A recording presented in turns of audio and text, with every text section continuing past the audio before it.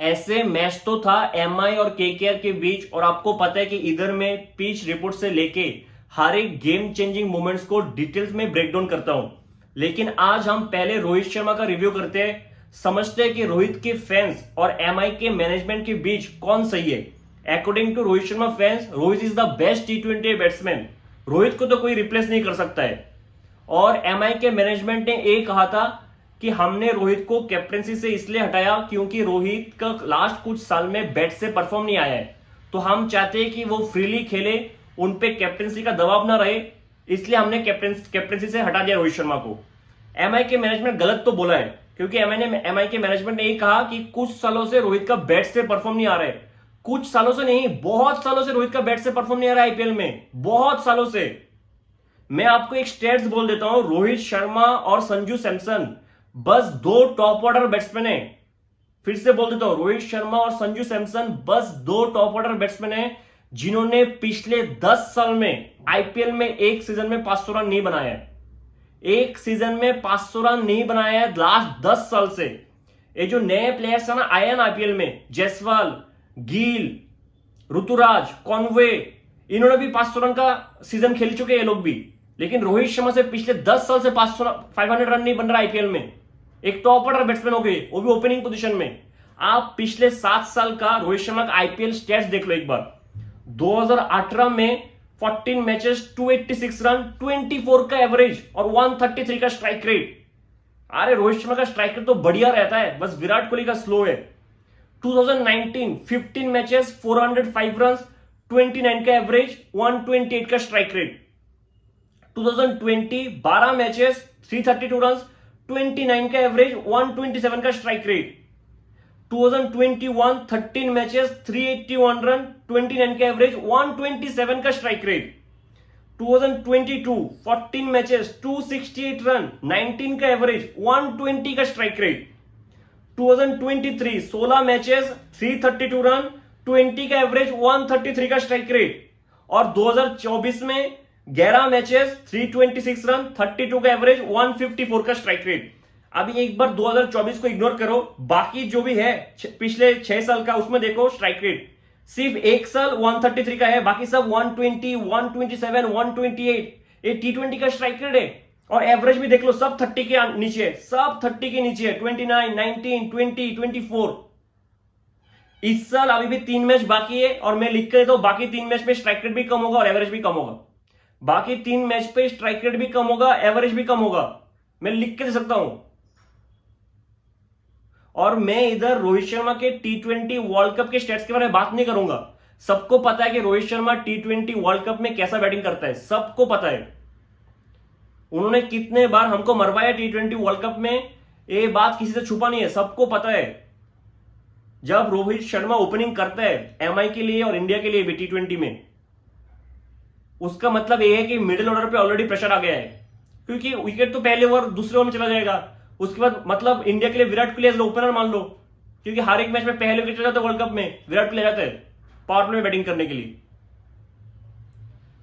मुझे आप एक बैट्समैन बता दो रोहित शर्मा छोड़ के, जो लास्ट 7 साल से इतना घटिया परफॉर्म कर रहा है आईपीएल में। एक ओपनिंग बैट्समैन होके, एक टॉप ऑर्डर बैट्समैन होके इतना घटिया परफॉर्मेंस है लास्ट 7 साल से, और फिर भी टीम में हर एक मैच खेल रहे 7 साल से। एक बैट्समैन है जिनको 7 साल से बैक किया गया। इतना घटिया परफॉर्मेंस के बाद भी 7 साल से रोहित शर्मा हर एक मैच खेल रहा है, और आप कह रहे हो कि एमआई का मैनेजमेंट गलत है। एटलीस्ट उन्होंने बैक तो किया, बाकी कोई मैनेजमेंट बैक भी नहीं करता। टीम एज ए बैट्समैन भी कोई मैनेजमेंट रखता नहीं है रोहित शर्मा को, एज ए बैट्समैन भी। कैप्टनसी तो दूर की बात है, एज ए बैट्समैन भी रोहित शर्मा को नहीं रखता टीम में। आप एक नाम बता दो ना मेरे को, एक नाम कि ए ओपनर, ए टॉप ऑर्डर बैट्समैन एक इस टीम के लिए खेलता है और लास्ट 7 साल से परफॉर्मेंस रोहित शर्मा से खराब है, फिर भी हर एक मैच खेलता है। हमें तो बस हार्दिक पांड्या हराता है जी, हार्दिक तो छपरी है, हार्दिक को बैटिंग करना नहीं आता। अभी आप रोहित शर्मा को हार्दिक पांड्या का कंपैरिजन होगा क्या एज ए बैट्समैन? अगर आप Rohit Sharma the batsman Hardik Pandya the batsman के साथ कंपेयर कर रहे हो, मतलब आपको पता है कि रोहित शर्मा का लेवल T20 में कितना नीचे है कि आपको हार्दिक पांड्या के साथ कंपेयर करना पड़ रहा है। और वो तो टॉप ऑर्डर बैट्समैन भी नहीं है, लोअर मिडिल ऑर्डर पे आता है वो। और पहले के कुछ साल तो वो एज ए फिनिशर खेला था। परफॉर्मेंस ही नहीं है रोहित शर्मा का T20 में। कौन से वजह से Rohit Sharma T20 world cup में खेल रहा है, आपको आप बताओ मेरे को। 2021 T20 वर्ल्ड कप में हक दिया, इससे पहले भी 2016 में भी हक दिया, 2022 में तो इतना बुरे तरीके से हगा है। 1-50 2-50 जो आता है वो नाम्बिया जिम्बाब्वे के साथ आता है। ठीक है, नाम्बिया जिम्बाब्वे जितने छोटे टीम आता है उनके सामने 50 मार देता है, लेकिन हम बाबर आजम को जिम्बाब्वे कहते हैं। पूरा प्रेशर विराट कोहली पे आ जाता है रोहित शर्मा की वजह से, जैसा बैटिंग रोहित शर्मा करता है T20 वर्ल्ड कप में। रोहित शर्मा का सिलेक्शन कैसे हो गया T20 वर्ल्ड कप में? बस कैप्टेंसी कोटा से हुआ है, बस कैप्टेंसी कोटा। क्योंकि आपने लास्ट 2022 T20 वर्ल्ड कप में परफॉर्म खेला था, आपसे कुछ हुआ नहीं है, कुछ भी नहीं हुआ है। उसके बाद आपने 1.5 साल आपने ब्रेक लिया T20 से। अफगानिस्तान सीरीज खेला रोहित शर्मा ने, 3 मैच में 2 डक्स, 1 में सेंचुरी आया है। सेंचुरी कहां पे है, कौन से ग्राउंड में? चिन्ना स्वामी जैसे फ्लैट पिच पे, चिन्ना स्वामी जैसे फ्लैट पिच पे सेंचुरी आया है। और उस दिन अफगानिस्तान के बॉलिंग लाइनअप पे ना रशीद था, ना नूर था, और शायद उमरजाई भी नहीं था। जो भी उनके बेस्ट बॉलर से वो नहीं था, वो तो अफगानिस्तान के बी बॉलर से, बैकअप के बॉलर से जो खेल रहे थे, उनको पेल के सेंचुरी मारा है। और ऐसा भी नहीं है कि इंडिया उस सेंचुरी की वजह से इजीली मैच जीत गया। वो मैच सुपर ओवर में गया, और सुपर ओवर में टाई हुआ था, फर्स्ट सुपर ओवर में टाई था। कौन से परफॉर्मेंस की बेसिस पे आपका सिलेक्शन T20 वर्ल्ड कप में हुआ है? आप मुझे लॉजिकली बता दो कि इस वजह से T20 वर्ल्ड कप में सिलेक्शन हुआ है मेरा। बस कैप्टेंसी कोटा से हुआ है। आपका T20 में परफॉर्मेंस है ही नहीं, है ही नहीं, ना IPL में है, ना इंडिया के लिए वर्ल्ड कप में है। इस देश में अभी रोहित शर्मा से बेटर 10 ओपनर मिल जाएगा आपको T20 वर्ल्ड कप के लिए। 10 बेटर ओपनर मिल जाएगा आपको, रोहित शर्मा से बेटर ओपनर अभी T20 वर्ल्ड कप के लिए। लेकिन मौका किसको मिल रहा है? रोहित शर्मा को। डिजर्विंग प्लेयर का जगह खा खा के ये लोग टीम को खत्म कर दे रहे हैं। ठीक है, अगर BCCI को लगता है, अगर मैनेजमेंट को लगता है नहीं, हमें रोहित द बैट्समैन से परफॉर्मेंस नहीं चाहिए, हमें रोहित द कैप्टन से परफॉर्मेंस चाहिए, कि रोहित शर्मा बैटिंग से परफॉर्म ना करे चलेगा, लेकिन अगर कैप्टनसी से हमें वर्ल्ड कप जीता सकता है तो सही है, फिर मुझे भी चलेगा। अगर आप कैप्टनसी से जीता सकते हो तो जीता दो, खत्म बात, फिर तो कोई क्वेश्चन नहीं करेगा। लेकिन कैप्टनसी में भी आपने अभी तक कुछ नहीं किया है। एक एशिया कप T20 वाला आप फाइनल में भी नहीं गए हो, जहां पे श्रीलंका जीता था। एक T20 एशिया कप हुआ था ना, उसमें इंडिया फाइनल में भी नहीं गया था, रोहित शर्मा कैप्टन था। फिर 2022 का T20 वर्ल्ड कप, जहां पे इंग्लैंड हमें इतना बुरे तरीके से पेल दिया, हम 1 विकेट भी नहीं ले पाए थे, आपका बैटिंग से कुछ परफॉर्मेंस था ही नहीं। फिर 2023 का टेस्ट वर्ल्ड चैंपियनशिप, अभी 2023 का ODI वर्ल्ड कप, आपसे कुछ जीता कुछ भी नहीं गया अभी तक। फिर भी अगर BCCI को लगता है कि कैप्टनसी कोटे से खेल सकता है और ये हमें जीता सकता है, तो मैं BCCI के साथ हूं कि जीता के दिखा दो, क्या पता जीता दे, और हमें भी ट्रॉफी चाहिए। चलो अब पिच रिपोर्ट से शुरू करते हैं। पिच रिपोर्ट पे माइकल क्लार्क एक बहुत ही इंटरेस्टिंग चीज कहता है। वो कहता है कि पिच का दोनों एंड सेम नहीं है, एक एंड ड्राई है और इधर स्पिनर को मदद मिलेगा, बॉल होल्ड करेगा पिच पे इस एंड से। तो बैट्समैन को समझ के अटैक करना है कि किस बॉलर को हम अटैक करेंगे और किसको नहीं। ठीक है, मतलब एक एंड से स्पिनर को मदद मिलेगा, लेकिन हमें पता है कि वानखेड़े में बाद में ड्यू आता है, और माइकल क्लार्क ये भी कहा है कि 190 पार स्कोर होगा, क्योंकि बाद में ड्यू आता है और बैटिंग के लिए इजी हो जाएगा। हार्दिक पांड्या टॉस जीतता है और ऑब्वियस डिसीजन लेता है कि बाद में बैटिंग करेंगे, यानी मुंबई पहले फील्डिंग करेंगे। MI के प्लेइंग 11 में एक चेंज था, मोहम्मद नबी को बाहर करके रमनदीप आया था, और KKR का प्लेइंग 11 सेम था। अब पहला ओवर थुशाना डालने आता है, field salt out, field salt आगे बढ़ के अक्रॉस द स्टंप खेलने जाता है, थोड़ा सा सीम मूवमेंट मिलता है, टॉप एज और कैच आउट। अब थुशाना दूसरा ओवर डालना आता है, रघुवंशी आउट। अब इधर थोड़ा इंटरेस्टिंग चीज है, रघुवंशी ड्राइव करता है, लेकिन उसको जो लगा कि जिस स्पीड से बॉल बैट पे आना चाहिए था, बॉल थोड़ा स्लो आया और वो शॉट पहले ही खेल गया। मतलब बॉल थोड़ा सा होल्ड हो रहा था पिच से। उसी ओवर पे श्रेयस अय्यर एक फ्लिक शॉट खेलता है, कैच आउट। उसमें भी श्रेयस अय्यर बैट को पहले घुमा लेता है, बॉल बाद में आता है। तो ये तो साफ साफ पता लग गया कि ये वानखेड़े का टिपिकल पिच नहीं है। और मुझे लगता है मुंबई ने पहले गलती तो ये कर दी कि फ्लैट पिच नहीं चुना। मुंबई को लगा होगा कि KKR का बैटिंग लेना बहुत ही स्ट्रांग है, हम इनको कम स्कोर में रोक के फिर चेस करेंगे कि बाद में ऐसे भी ड्यू आ जाता है। लेकिन शायद मुंबई भूल गए थे कि इनके पास वरुण और नरीन भी है। 5th ओवर हार्दिक डालने आता है और सुनील नरीन बोल्ड, ये नथिंग शॉट था। पावर प्ले के बाद केकेआर का स्कोर था 57 फॉर 4। 7th ओवर डालना था पीयूष चावला और फिर से रिंकू सिंह आगे बढ़ के मिड विकेट की तरफ खेलने का ट्राई करता है। फिर से बैट पहले घूम गया, बॉल बाद में आया बैट पे, एज और कॉटन बोल्ड। इसके बाद केकेआर अपना इंपैक्ट प्लेयर भेजता है मनीष पांडे, और मनीष पांडे ऐसे पिचेस के लिए बहुत ही अच्छा बैट्समैन है। ऐसे पिचेस, ऐसे सिचुएशन के लिए मनीष पांडे बेहतरीन बैट्समैन है, क्योंकि इसका नेचुरल गेम है, गेम को रोक के रखना एक तरफ से। तो it was a great decision. और इधर से 10 ओवर तक दोनों मनीष पांडे और वेंकटेश अय्यर अच्छा खासा बैटिंग करता है। 10 ओवर के बाद केकेआर का स्कोर होता है 83 फॉर 5।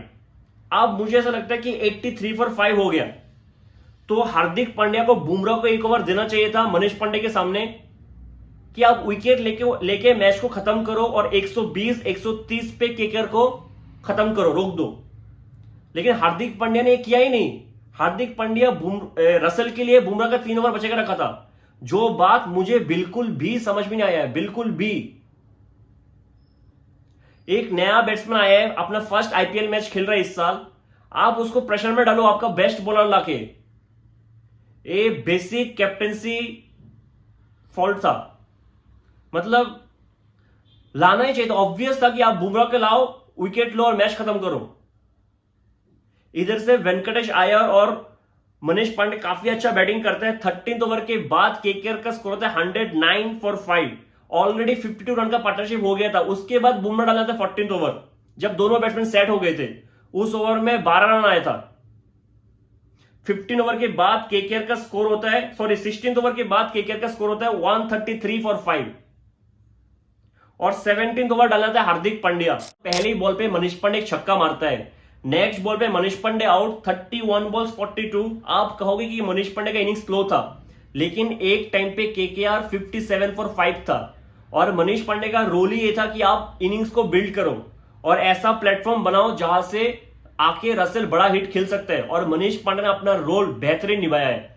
इस ओवर के 3rd बॉल पे रसेल एक छक्का मारता है, 5th बॉल पे वेंकटेश अय्यर एक छक्का मारता है, और लास्ट बॉल पे रसेल रन आउट हो जाता है, जो अनफॉर्चुनेट था और गलती भी रसेल का ही था। वो एक कॉल के बाद भाग गया था और देखा भी नहीं कि वेंकटेश अय्यर उधर ही खड़ा था। लेकिन मुझे ऐसा लग रहा था, क्योंकि इसके बाद और 3 ही ओवर बाकी था, तो मुझे ऐसा लग रहा था कि शायद वेंकटेश अय्यर अपना विकेट सेक्रीफाइस कर सकता था, क्योंकि अगर वेंकटेश अय्यर रन आउट होता और रसेल रह जाता तो शायद कोलकाता के टोटल में 20-30 रन एक्स्ट्रा हो सकता था। मिनिमम 20 रन तो एक्स्ट्रा हो ही सकता था अगर रसेल खेले था 20 ओवर तक। तो शायद आपको ये रिस्क लेना चाहिए था। एनीवे बाद में तो केकेआर आसानी से मैच जीत जाता है, लेकिन तब आपको, उनको भी पता नहीं था, हमें भी पता नहीं था। तो ऐसा लगा कि शायद वेंकटेश अय्यर को अपना विकेट सेक्रीफाइस करना चाहिए था। अब 18th ओवर डालने आते हैं बुमराह। पहले रमनदीप आउट और उसके बाद स्टार्क को यॉर्कर डालता है, बेहतरीन यॉर्कर, स्टार्क बोल्ड।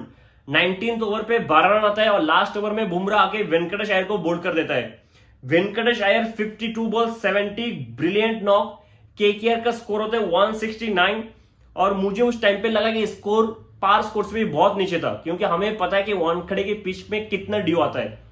अगर आप लो स्कोरिंग चेस पे मैच जीतना है आपको, तो आपको आपका पावर प्ले बहुत अच्छा जाना चाहिए, क्योंकि अगर आप 160 170 चेस करते हुए पावर प्ले में अच्छा खासा रन बना लेते हो तो ओपोनेंट पे बहुत ज्यादा प्रेशर आता है। लेकिन क्या एमआई वो कैपिटलाइज कर पाता है पावर प्ले को? बिल्कुल भी नहीं, बिल्कुल भी नहीं। स्टार्क अपना दूसरा ओवर लेके आता है, पहले ईशान किशन चौका मारता है, उसके बाद एक शानदार छक्का मारता है और तीसरे बॉल पे आउट। एक फुल लेंथ का बॉल था लेग स्टंप पे, लेकिन ईशान किशन ने पहले माइंड बना लिया था कि चाहे बॉल जो भी होगा मैं तो मारूंगा शॉट, बोल्ड। 5th ओवर में वरुण चक्रवर्ती रमनदीप का विकेट लेके जाता है और 6th ओवर में सुनील नारायण रोहित शर्मा को आउट कर देता है। उस बॉल पे पुल शॉट बनता ही नहीं था। रोहित शर्मा 12 गेंद पे 11, बेहतरीन इनिंग्स। फिर से एमआई को प्रेशर में डाल के चला गया। पावर प्ले के बाद एमआई का स्कोर होता है 46 फॉर 3 और एक भी पार्टनरशिप हुआ ही नहीं इसके बाद भी। 9th ओवर डालने आता है वरुण चक्रवर्ती। एक वाइड बॉल था जो शायद तिलक वर्मा छोड़ देता तो आराम से वाइड हो सकता था, उस बॉल पे वो मारने गए, कैच आउट। उसके बाद सुनील नारायण आके नेहल वडेरा को बोल्ड कर देता है। फिर रसेल आके हार्दिक पांड्या को आउट कर देता है। 3 बॉल पे 1 रन हार्दिक पांड्या। भाई कभी तो रन बना ले, कभी तो रन बना ले। 12 ओवर के बाद एमआई का स्कोर होता है 82 फॉर 6 और इधर से थोड़ा सा पार्टनरशिप बिल्ड होता है टीम डेविड और सूर्या के बीच। 14th ओवर डालना आता है वैभव अरोड़ा और उस ओवर पे 20 रन आता है, तो थोड़ा सा उम्मीद जगता है कि शायद ये चेज अभी भी ऑन है। 15th ओवर के बाद एमआई का स्कोर होता है 119 फॉर 6। आप 5 ओवर में सिर्फ 51 रन चाहिए था और पिच पे थे सूर्या और टीम डेविड, तो पॉसिबल तो था 5 ओवर में 51। आप 16th ओवर डालना था रसेल, एक full toss ball down the leg, Surya का टॉप एज लगता और catch out. Surya Kumar Yadav 35 balls 56। मैं इस नॉक को अच्छा रेट नहीं करूंगा क्योंकि आप इतना बड़ा खिलाड़ी हो, आप टी20 का नंबर 1 बैट्समैन हो। एक मैच तो आप अपने दम पे जीता दो, एक मैच अब अकेले जीता दो। एक टाइम पे एमआई के प्लेइंग इलेवन में कायरन पोलार्ड होता था। कायरन पोलार्ड ने एमआई के लिए कितने सारे मैचेस इससे डिफिकल्ट सिचुएशन पे अकेले जीता के गया है। एक मैच तो हम आपसे एक्सपेक्ट ही कर सकते हैं सूर्या भाव कि आप जीता दो। 17th ओवर डालने आता है स्टार्क और सिर्फ 3 रन देके जाता है। जो स्टार्क पूरे आईपीएल में इतने खराब फॉर्म में था, जिसको करण शर्मा छक्का मार रहा था, जिसको कुलदीप ने छक्का मार दिया, उस स्टार्क को खेल नहीं पा रहे थे एमआई वाले। 18th ओवर में सिर्फ 11 रन आता है। आप 2 ओवर में चाहिए 32। Team David and जेरल कॉर्जी on the pitch. 19th over लेके आता है स्टार्क, पहले बॉल पे टीम डेविड छक्का मारता है, अगले बॉल पे फुल टॉस बॉल पे कैच आउट, उसकी अगले बॉल पे Piyush Chawla catch out, full toss ball फिर से। मतलब सूर्या, टीम डेविड, पीयूष चावला सब फुल टॉस पे आउट हो रहे हैं। आप बताओ, फुल टॉस बॉल पे सब आउट। इसी ओवर की 5th बॉल पे एक शानदार यॉर्कर मारता है स्टार्क और जेरल कोर्जी का स्टंप उखड़ गया है। केकेआर ये मैच 24 रन से जीत जाता है।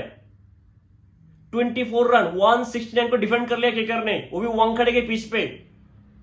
169 डिफेंड कर चुका है केकेआर वानखेड़े के पिच में। आप बताओ कि एमआई कितना घटिया टीम बन चुका है।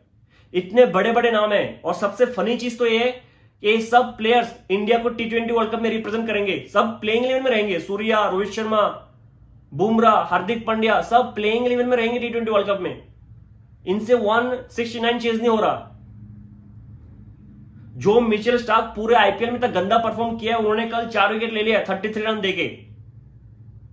फाइनली मिचेल स्टार्क का फॉर्म आगे लग रहा है। हालांकि फुल टॉस में बहुत सारे विकेट लिया है, लकी भी था, लेकिन चलो 4 विकेट तो ले लिया मिचेल स्टार्क ने। केकेआर के लिए बहुत पॉजिटिव साइड्स है कि उनके बॉलर्स काफी अच्छा कर रहे हैं अभी लास्ट 2 मैच से, स्पेशली उनके स्पिनर्स वरुण चक्रवर्ती और सुनील नरेन, और स्टार्क का भी फाइनली फॉर्म आ गया। लेकिन बैटिंग एक इशू है केकेआर का। जिस दिन फिल सॉल्ट और सुनील नरेन अच्छा करता है, उस दिन केकेआर का बैटिंग अच्छा करता है, अगर आप नोटिस करोगे तो। और आप हमेशा फिल सॉल्ट और नरेन पे डिपेंड नहीं रह सकते क्योंकि दोनों हाई रिस्क क्रिकेटिंग शॉट खेलते हैं और कभी भी आउट हो सकता है। इन दोनों का ब्लेम नहीं कर सकते क्योंकि उन दोनों का नेचुरल गेम ही है हाई रिस्क क्रिकेट शॉट खेलना। लेकिन रघुवंशी और श्रेयस अय्यर इस टीम का विलेन है।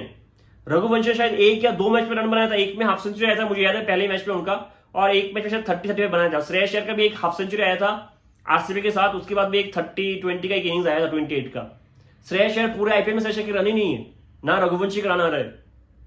तो आप फंस जाओगे किसी बड़े दिन, अगर आपका बैटिंग परफॉर्मेंस ऐसा है तो आप फंस जाओगे। खैर अभी लगता है कि केकेआर ऑलमोस्ट क्वालिफाई कर चुका है और एमआई का इस साल आईपीएल अभी इधर ही खत्म हो जाता है।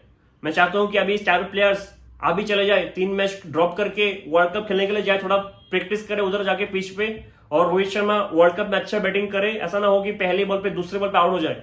बाय द वे इंडिया का मैचेस ग्रुप स्टेज में यूएस, कनाडा और आयरलैंड के साथ है, तो 3 सेंचुरी तो फिक्स है रोहित शर्मा का, क्योंकि यूएस, कनाडा और आयरलैंड है, ये 3 सेंचुरी फिक्स है। उसके बाद रोहित शर्मा कैसे परफॉर्म करेंगे वो हम देखेंगे। मैं भी वेट कर रहा हूं, आप भी वेट करो। मिलते हैं अगले वीडियो में, तब तक के लिए जय हिंद।